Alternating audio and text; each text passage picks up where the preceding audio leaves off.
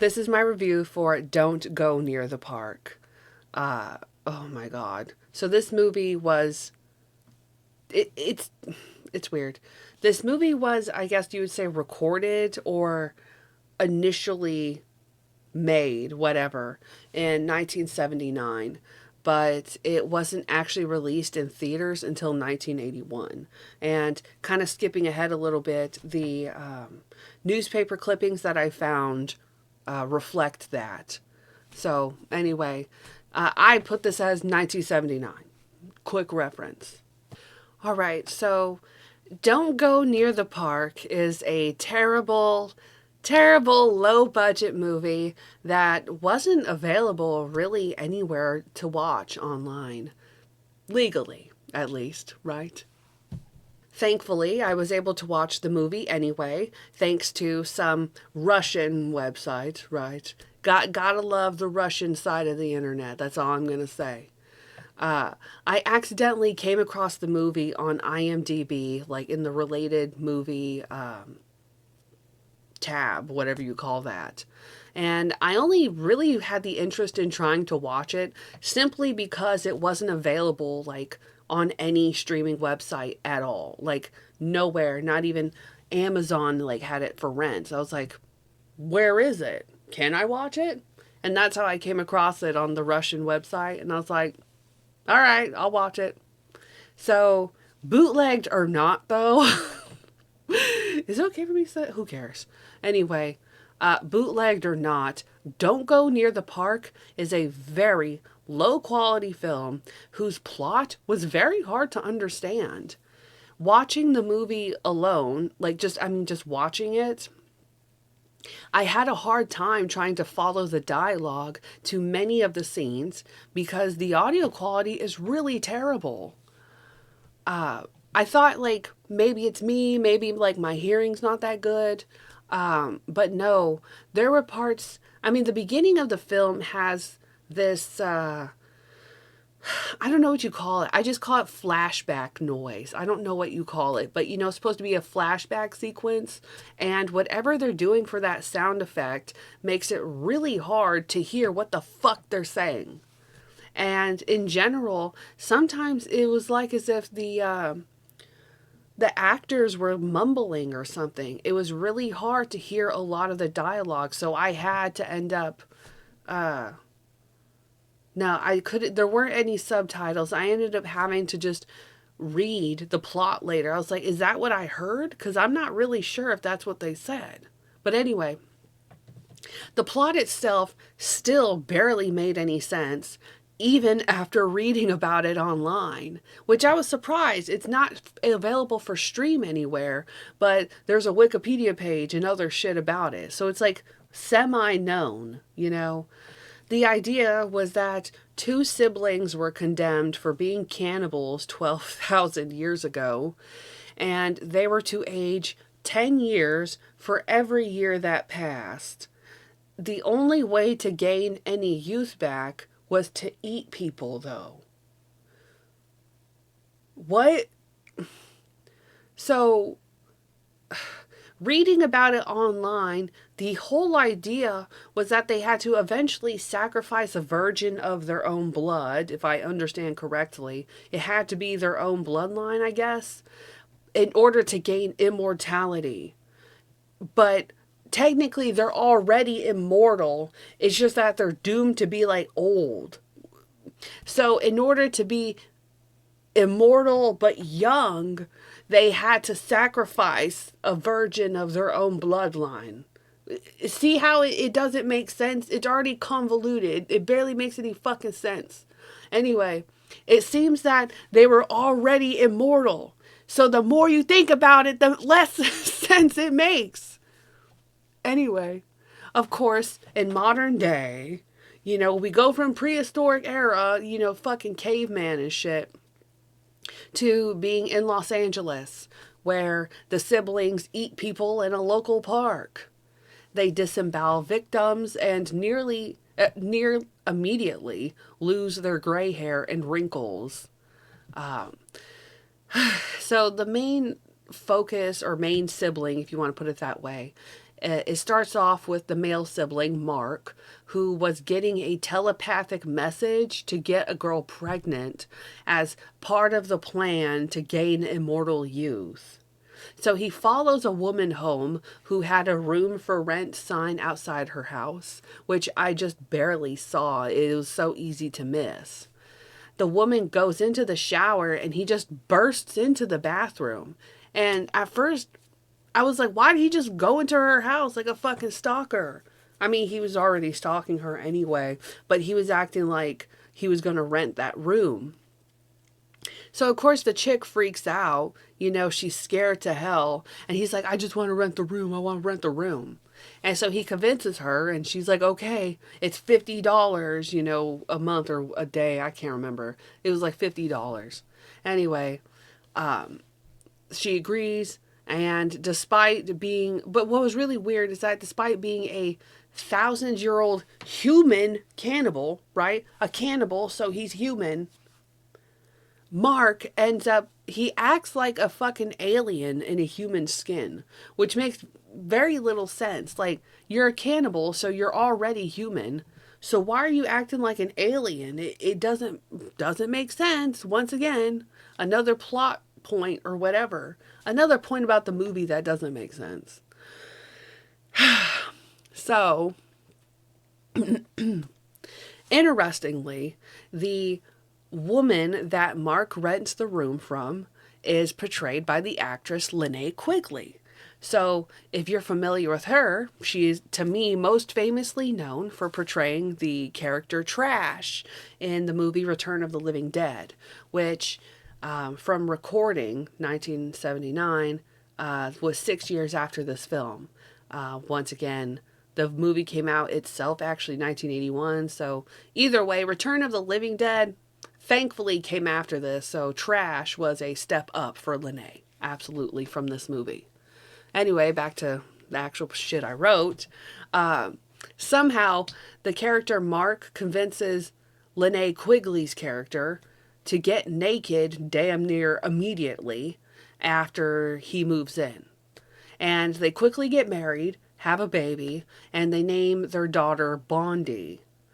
Mark raises his daughter, and he loves her, she loves him dearly, but Linnea Quigley's character quickly becomes jealous of the attention that Mark gives their daughter and not to her. I thought that the idea of Linnea's character being jealous of her daughter as interesting because it showed how immature her character was, mad that her child was receiving attention and not her. This could have actually been a separate plotline on its own, but I know that detracted from the initial plot. Not that the initial plot was good, but whatever. On Bondi's 16th birthday, her father gives her an amulet. Because it's always a fucking amulet, right? With gold or a gold chain, one thing or another. Something about like her getting some sort of gold jewelry. Because Linnea Quigley, the mom, gets extremely upset over this. Because she says, you know, Mark never gave her any gold. You know, once again, the jealousy. This tension causes the family to basically implode. And I swear it was just like in the blink of an eye that Bondi, I guess, leaves the house and she ends up being picked up in a van full of dudes. And what do you know, like other movies from this time period, the men in the van try to fucking rape her. And so from there, she calls on her father to help her by clutching the amulet. And it starts to glow. And I swear it was like a blink of an eye. I swear I literally blinked. And the van fucking exploded. I was like, what the fuck? Is that it? Somehow, though, Bondi escapes and she is teleported. She somehow ends up in like some bushes, safe. Bondi then walks into this kind of old saloon-looking building and falls asleep on the couch. She's woken up by a young boy who tried feeling up her chest. And she tells him to stop, but they become friendly, thankfully. The boy's named Nick, and he's an 8-year-old orphan who lives with another teenage runaway that's nicknamed Cowboy. The two share the place with a weird old woman who, spoilers, but we already kind of know this by the time we watch this part of the movie. The old woman is her aunt, her father's sister. The same sister that was condemned 12,000 years ago. So eventually, Bondi's aunt, who I think is going by the name like Patty, tries to trick her into being sacrificed, basically, but not before her father tries to assault her. The sexual themes in the movie were just gross to me, honestly.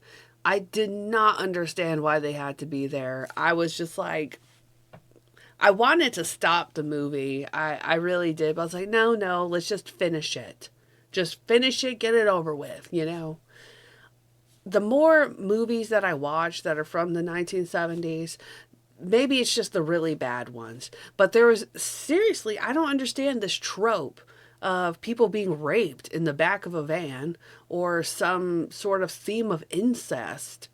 Especially after watching Satan's Children, where Bobby's stepsister was being really weird with him.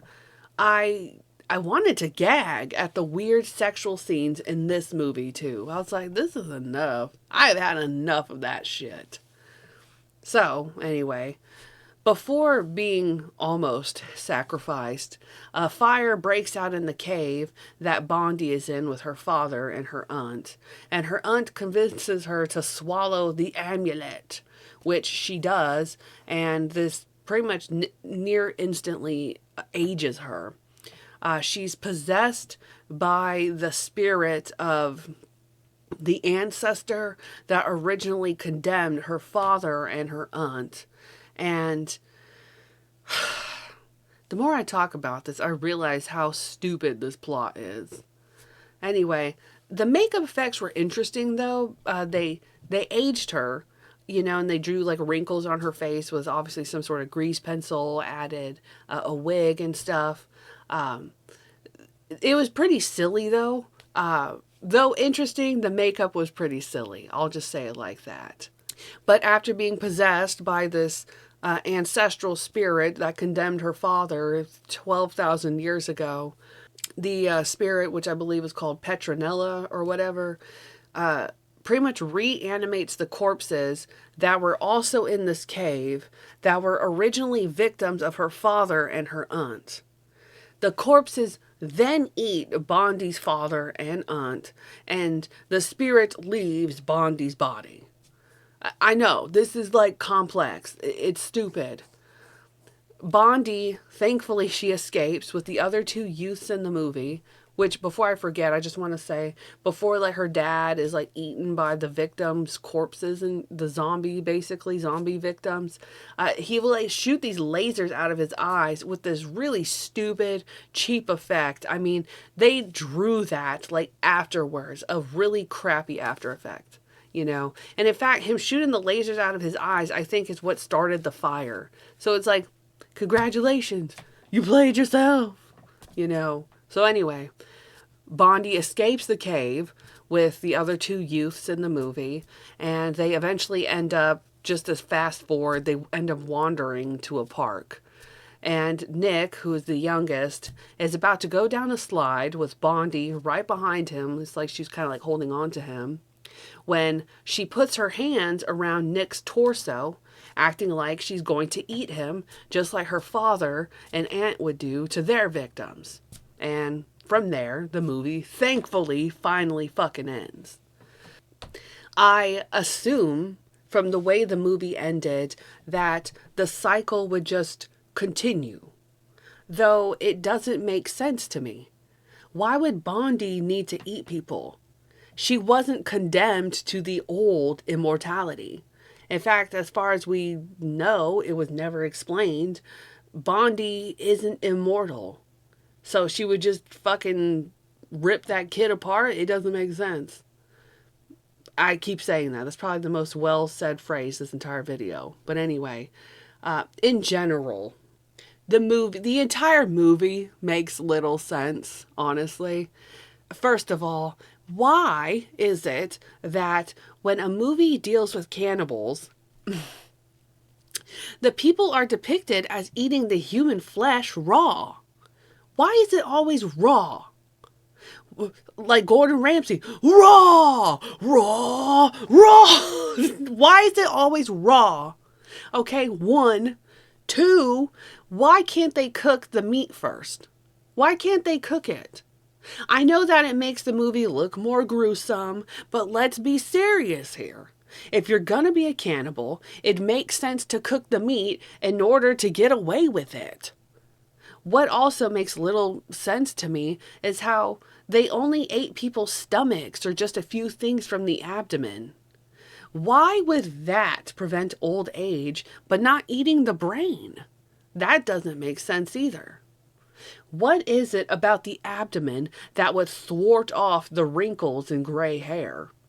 Is it like a diabetic thing? Do they need to eat the pancreas or something? I don't know. I feel like the movie is supposed to be more tongue-in-cheek, honestly, but it still falls short in many ways. It raises too many questions that expose how flimsy the writing really is. For example, Bondi's mother basically breaks up with her father on Bondi's birthday, the 16th birthday. She doesn't die or anything from what I remember. She just eventually, after the birthday party, you never see Linnea Quigley ever again. It's like I think maybe I'm wrong, Mercutio or one of them. It's like how in one of those Shakespeare films, like Romeo and Juliet, there's like a character that just disappears and never comes back. You know, that's what happened to Linnea Quigley's character. She just is not ever written about. She doesn't die, but you never know what happens to her either. Anyway, but you know, after Bondi's father is killed by the corpses of his victims, Bondi acts like she has nowhere else to go. She acts like she's an orphan. But what happened to her mother? Isn't she still alive too? She wasn't eaten. And I know she probably didn't have like a good relationship with her mother because her dad, you know, basically did everything. But Bondi's mom should still be alive, right? But, you know, and that's another point, though, I thought about while writing this. Uh, I, why wouldn't Mark, Bondi's father, just eat Bondi's mother? If he's supposed to age 10 years for every 1 year that, you know, passes, how many people did he eat while Bondi was growing up? You know, Bondi was 16. So that would mean he would have aged like physically 160 years. So he had to have eaten people while Bondi was growing up, right? So if he was having relationship problems with his baby mama, why didn't he just eat her? Honestly, you know, I know. Oh, well, cops and this, like we're just thinking too much about this. See, we're getting into the weeds, and that just shows how much this movie sucks. You know, what I also don't understand is why eating just a small part of a human would reverse the aging process. And I know I kind of said that earlier, like, why wouldn't you eat the brain? But, I mean, well, first of all, isn't that like vampiric in a way? You know, you have to like, because the idea with various like vampire movies and vampire games is that, you know, the vampires will suck the blood to prolong their, you know, immortality and stuff like that. So it's kind of almost like a cannibal vampire thing almost. Not completely, but barely. Second of all, though, wouldn't it be wasteful to just eat a little bit and then throw the rest of the body into what I guess is the family cave? You know, would eating the entire body reverse the age process even more? You know, that way he could potentially eat less people, you know. It's stuff like that I didn't, you know, after watching the movie, I was like, you know, this really doesn't make sense. This concept makes no sense at all, you know. So anyway, thoughts like this is what makes the whole movie idea fall apart. The the weak storyline plus the bad audio makes this a very hard movie to follow. I can't recommend this movie. It's just bad. I know I say that a lot with some of these movies I watch, but this one I was like, this is just not, no. This is bad. I almost cut it off. I was like, this is pretty stupid. This is like almost too stupid to finish. It's bad, but not funny bad. It's just bad to me. I wouldn't waste my time watching it because honestly, you can't really hear what all the characters are saying anyway. I could only find one review for the movie when I tried to look it up on through the newspaper archives, which, of course, that one review was negative, and it didn't truly talk about the entire film. It kind of just ended, which I think just shows how the writer didn't really care for the movie either. It seems that, thankfully, I wasn't the only person who found the plot hard to follow and was just weird at times. There weren't really any advertisements for the movie in newspapers. It was really just like theater showing that they would show it. But this seems to be a very, very underground, low budget, low quality film. Do I recommend it? No, absolutely not. So I give this film 1 star and count 'em, two slimes. All right. That is the review.